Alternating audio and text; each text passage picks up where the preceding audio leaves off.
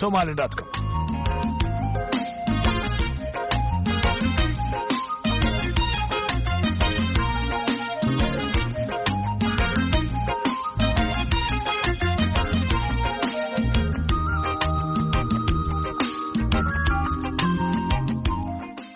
haatanna ku soo dhawaada xubintii qurbe waxaa magaalada Toronto ku soo diyaariyay waryaheena Xuseen Nuur Xaaji.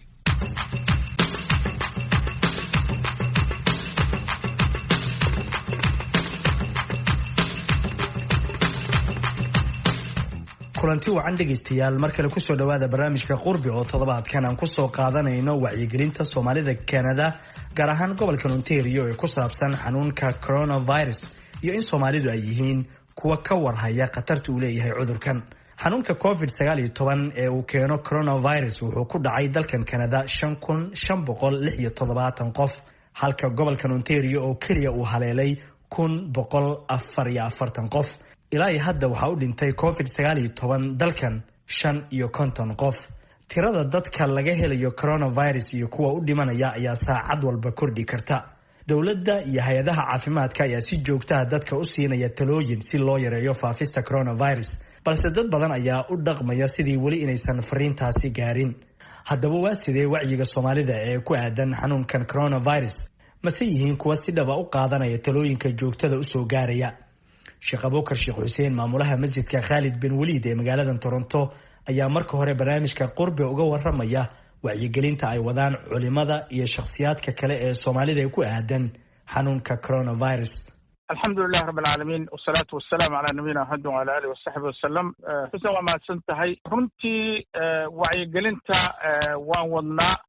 dadkana waxaan u sheegaynaa runtii inay raacaan wacyigelinta public healthga ee dowladdu ay sheegayso. annaguna haddaan muslimiin nahay marka ugu horreysa horta sax waaye, wax walba ilaahay qadartiisay ku yimaadaan oo ilaahay subxaana wa tacaala wuxuu doonabaa dhacaya. laakiin haddana qofka muslimkaa taxadirkiisa inuu qaato ayaa muhima, yani maaragtay oo asbaabta la yimaada. yani waxaan u sheegaynaa dadka inay iska bedelaan dhaqankii hore oo ahaa yani in meel la isugu wada yimaado, in yani sidaani hore aan u noolaan jira maanta waxba iska bedelayaan. adduunka caalamka waxa ka dhacaya, qofka caaqilka waa qofka duruus ka qaata waxa ka dhacaya. waa inaan isbedelaa, waa inaan taxadiraa. ilaahay subxaana wa tacaala naguma keene hal qof baa wuxuu qaadsiin karaa cudurkaas dad aad u tiro badan. yani maaragta dabcan qaadsiintu waa ilaahay idankiisa, laakiin haddana yaa ayuha aladiina aamanuu khuduu xidrakum bale taxadara walaa tulquu biaydiikum ila tahluka. naftiina ha tahlukaynina. marka dadku waxaan u sheegaynaa yani isumaadkii badnaa iyo aroosadii holalka iyo maaragtay kulamadii tirada badnaa waxaasoo dhammaanta waa in la joojiya. qof walba waa inuu gurigiisa joogaa, yani maaragtay kana faa'iidaysaa fursaddan. alxamdulilahi rabbil caalamiin, qoyskiibaa maanta fursad isu helay. maadaama Soomaalidu ay yihiin bulsho isdhexgala misana aad isu booqda, ma yihiin kuwa qaata talooyinka hay'adaha caafimaadka iyo dowladda si looga hortago faafista cudurka, inagoo og in hal qof uu qaadsiin karo boqolaal kale. waatan ayaan Xasan Cumar oo u dhaqdhaqaaqda arrimaha bulshada oo la hadashay barnaamijka qurbe. Soomaalida horta waxaan ku fiicannahay inta badan waxa waaye dhibaato markay dhacdo ummadana wada maqle, laakiin waxa ay u badan tahay inta badan marka uu wax dhaco inaysan horey Soomaalida ay ka fahmin ama horey dadaalka aysan u sameynin.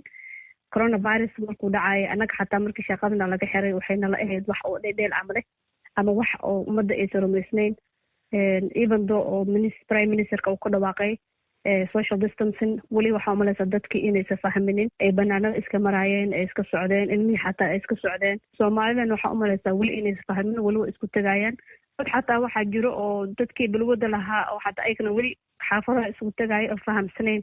hal qof uu ku dhaco maalin dhaweed waxaan ka dhegeysanaya idaacada viruskan halka qof hadduu qufaco waxaa laga yaabaa 1 hour ilaa 3 hours viruska inuu ku jiro qofka meeshuu ku qufacay. xataa buildingkeena waxay sameeyaan dadka degsanaan deganay meelihii oo koodadka la iska wacaa way jebiyeen si aysan dadka koodka aysan u wacnin ama loo taabanin, qof disinfect qabo uusan u taabanin.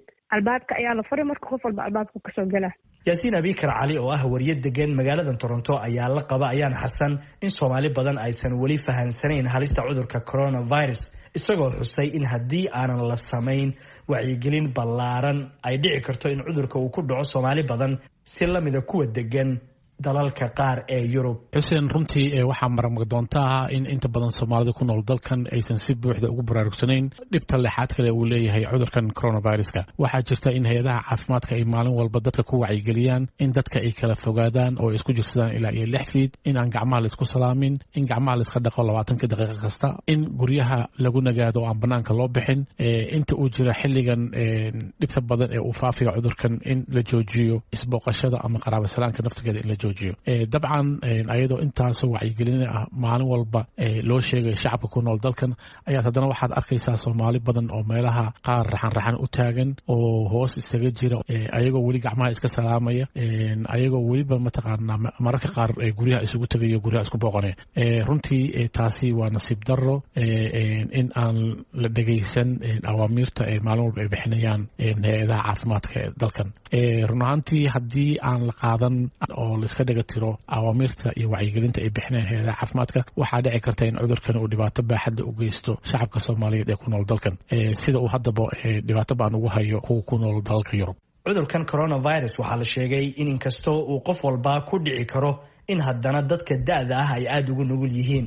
haddaba maamulaha masjidka Khalid bin Waliid, Sheekh Abuukar Sheekh Xuseen, ayaa u jeediyey Soomaalida inay caawiyaan dadka da'da ah ee aanan soo adeegan karin oo laga yaabo in xanuun kale ay qabaan, maadaama dowladdu ay soo rogtay in dadku ay joogaan guryahooda inta ay awoodaan. kolleyba sida la ogyahay yani dadka muslimiinta waa inay iscaawinaan, gaar ahaan yani dadkeena waaweyn waa inaan ka warqabnaa, gaar ahaan barota bal waalidka, qof walba waalidkiisa iyo qaraabadiisa waa inuu ka warqabayaan. walidaalika dadka waxaan u sheegi lahaa ikhwaani, masaajidka soo waca haddii aad diyaar tahay inaad dadkaas wax u qabatid. yani masaajidka message noogu dhaaf, taleefanada waa furan yihiin, yani maaragtay ani waa isoo wici kartaan haddaad rabtaan. yani maaragtay ikhwaani, waxaan rabnaa xaafad walba in laga sameeyo dad mutatawiciina oo dadka dhiban oo maaragtay xataa dadka in loo soo adeego dukaamada wax looga soo gado. maxaa yeelay dadka cudurrada yani maaragtay qaba, dadkaas aad baa loogu waan inay guriga ka soo bixinaya. marka annagaana la ka rabaa runtii maanta inaan isu hilino, isu gargaarno, isgarabka isqabsanno, la iska warqabo yani maaragtay. Ayaan Xasan Cumar ayaan weydiiyey, maadaama ay ku dhex jirto Soomaalida magaaladan Toronto, in ilaa iyo hadda uu jiro qof Soomaali ah oo uu ku dhacay xanuunka COVID-19. kulley weli ma aan arkin qof laga helay, laakiin Soomaalidu way iska warqabaan. haddaba haddii cudurka coronavirus uu u geeriyoodo qof Soomaali ah, maxaa u qorshaysan masjidka Khalid bin Waliid marka ay timaado janaasada, haddiiba hay-adaha caafimaadku ay ogolaadaan qaadashada meydka? waa kan mar kale Sheekh Abuukar Sheekh Xuseen, maamulaha masjidka Khalid bin Waliid.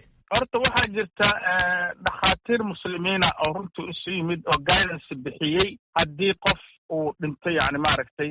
annagu waxaan ku xirannahay dowladda markay soo dayso qofkaas yani maaragtay, iyaga ayaana siinaya yani habkii loo socon lahaa. yani alxamdulilah ilaa hadda kolley ma maqal yani qof hataa muslimahoo janaasadiisii magaalada Toronto looga tukaday. waan dalabna runtii qalab cusub oo hadda oo janaasada ayaan u dalabnay runtii, haddii qofku ku dhaco yani maaragtay. haddii qofka la dhaqi karana waa la dhaqayaa, haddii la dhaqi waayana waa loo tayamumaya. hadday dowladdu tiraahdo yani maaragtay ma u soo dhowaan kartaan qofkaan annaga aaseennana, haddee markaas salaadu qaa'ib baa lagu tukanaya iyo waana loo ducaynaya. dhegaystayaal, intaas ayaan kusoo gabagabeynayaa barnaamijka Qurbe ee toddobaadkan oo aan kusoo qaatay wacyiga Soomaalida Kanada ee ku saabsan xanuunka coronavirus iyo in Soomaalidu ay yihiin kuwa ka warhaya khatarta uu leeyahay cudurkan. inta aan mar kale kulmi doono, waa anigoo Xuseen Nuur Xaaji oo idin rajaynaya caafimaadsan.